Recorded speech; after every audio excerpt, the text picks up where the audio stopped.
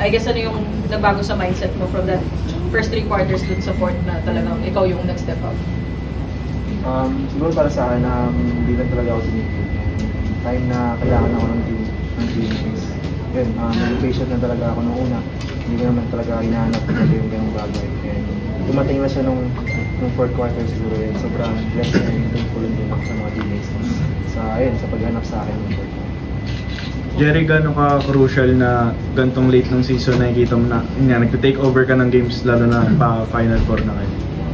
Actually, siguro nagkataon lang yung mga ganitong games and lagi lang sa akin sinasabi niya Coach Gold kahit yung mga teammates ko na maging ready lang lagi. Kasi hindi naman araw-araw ganito yung magpapakita ko. Kung ano lang yung may ambag ko or matutulong sa team, yun na talaga yung gagawin sa loob ng court.